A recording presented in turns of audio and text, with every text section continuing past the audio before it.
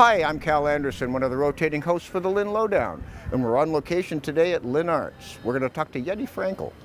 She's one of the artists in residence. Let's go in and talk to her. This is a wonderful, old, repurposed bank building. The architectural element I think is my favorite is the staircase. See how it, well, you know, it's best to be experienced from up above, so come on up.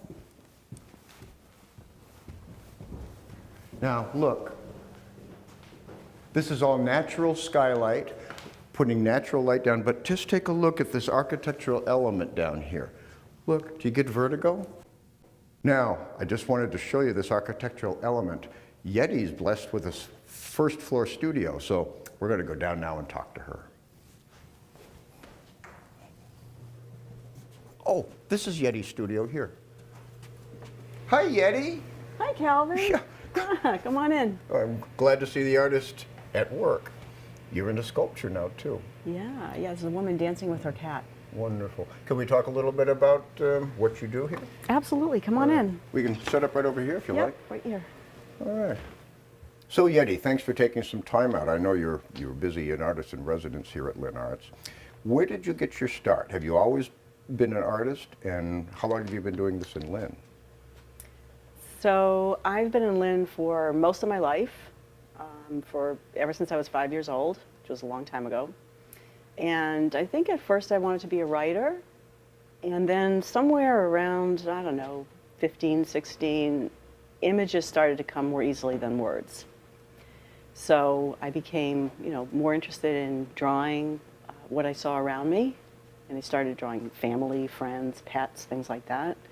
And then I went to art school, and after that, I was just drawn to the characters of Lynn. I've always liked artists of the Ashcan School who painted New York City around the time, the 20s and 30s. Uh-huh. And been interested in just sort of like the local scene, just everyday life. And I knew a lot of characters in Lynn growing up, and I've sort of kept on knowing a lot of characters, and I like to paint and draw them, so that's what I look for when I go out for subjects to paint. Now, I've been in town for 17 years, and I became aware of your work one day when I walked into an established optician's office. And there was your work mural up on the wall, and I think you even embedded yourself in a little self-portrait.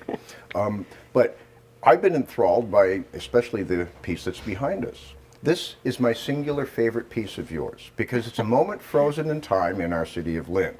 Now, we know that despite ordinances, there's shopping carts all over our city. But here's a benign, fun use of it, spontaneous use by people here. Now, I refer to people, about you to other people as the Norman Rockwell of Lynn. Because I get the same feelings and even coloring. Have you ever heard that before? I have, actually. People have said that to me before, yes. Which is fine. I love Norman Rockwell. And what you're talking about, too, reminds me a little bit of some of the William Hopper pieces. What's the one I'm from? Night Owls is my favorite. That's the most identifiable.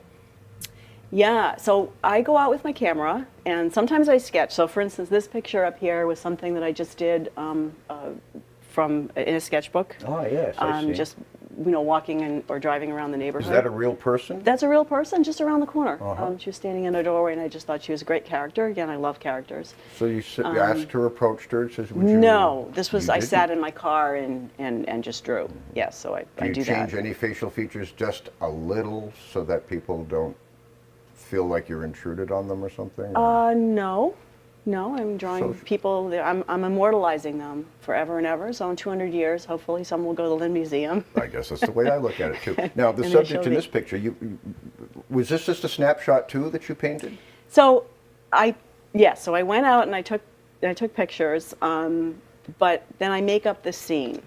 So most of my pictures, just like most of my murals, they're collages. They're made from lots of images. They're not just one image. Uh-huh. So yes, I did have the kids in the shopping cart, but I put in the scene on Lynn Common. I put in the pit bull. I put in these two men on the bench in the back. And I have to extrapolate a lot from the photograph. The photograph doesn't give me all the information that I need. So I've had to develop a lot of skill over the years in knowing how to make things plastic, how to make things look real in space, so that there's air around them, and because photos are very flat. Right. That's They the don't give you artist's all the touch, is when you take real elements of our city and put them together in a composite. Right. So the picture behind you, which is called Rose, This one here? yeah, was based on how everybody after September 11th, everybody had They put their flags out. something patriotic. Exactly. They had a flag, or they had, you know, This one's a windsock. right, a bumper sticker or something. So this was along Lynn Common, again, very close to where I took this picture. But that's a composite scene, so I took different photos. That girl was from a totally different scene.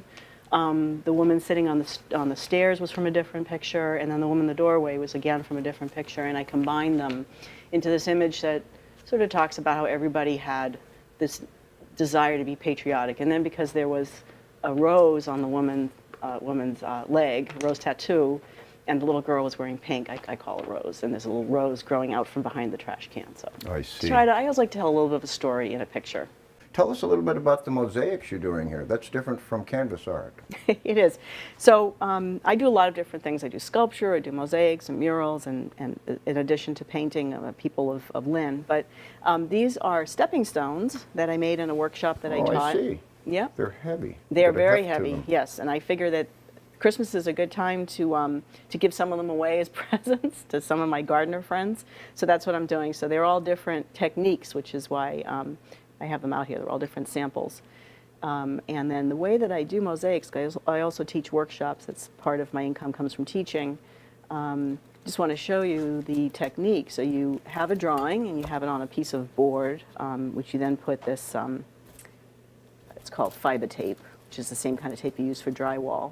You put that over so that when you lay your mosaic pieces down, your individual pieces, they don't move around, they don't shift.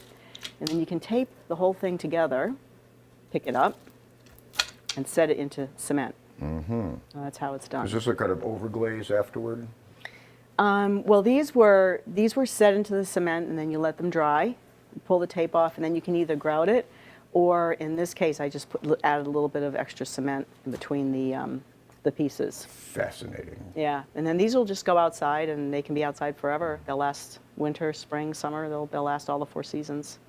So LynnArts, you've been here since the beginning, I understand.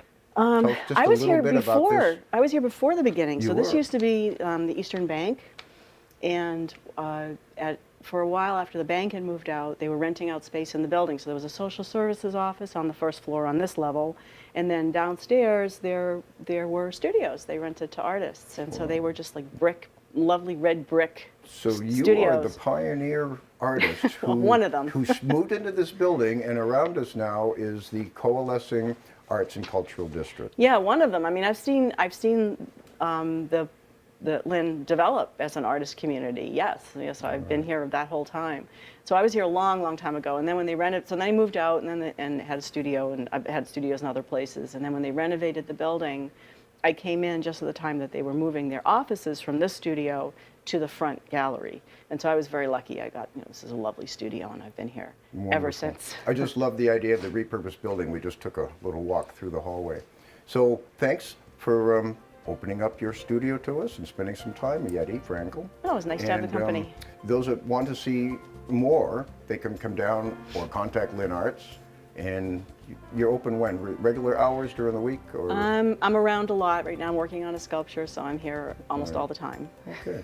Well, just come in, make yourself at home, wander around, get to know Carolyn Cole, the director.